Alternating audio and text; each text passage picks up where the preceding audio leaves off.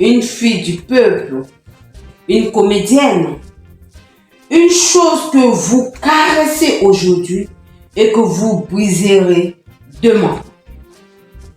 Toujours en jouant, eh bien, si peu que je sois, j'ai eu une mère.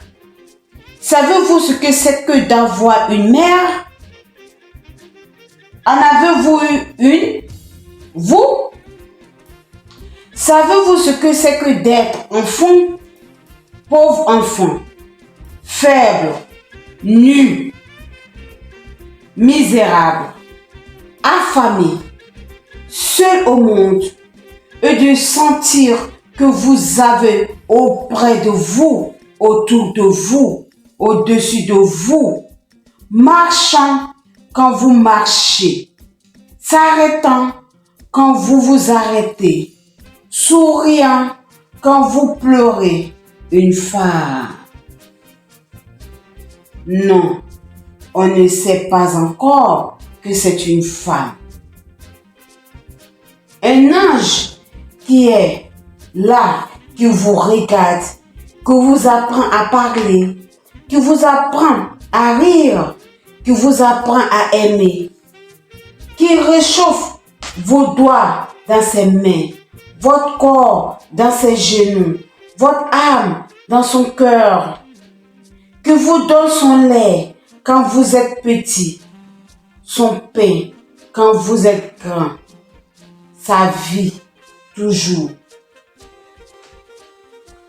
À qui vous dites ma mère et qui vous dit mon enfant, d'une manière si douce que ces deux mots-là réjouissent Dieu. Eh bien, j'avais une mère comme cela, moi. C'était une pauvre femme sans mari qui chantait des chansons morlaques dans les places publiques de Brescia. J'allais avec elle. On nous jetait quelques monnaies. C'était ainsi que j'ai commencé. Ma mère tenait d'habitude au pied de la statue de Gata Melata. Un jour, il paraît que dans la chanson qu'elle chantait, sans y rien comprendre, il y avait quelques rimes offensantes pour la seigneurie de Venise. Ce qui faisait rire autour de nous les gens d'un ambassadeur.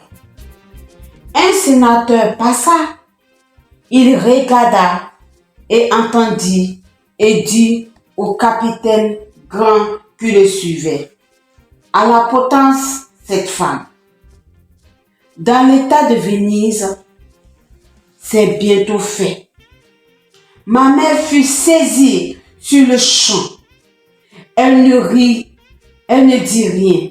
À quoi bon?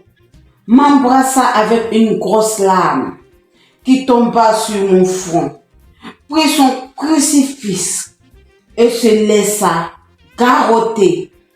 Je le vois encore, ce crucifix, en cuivre poli.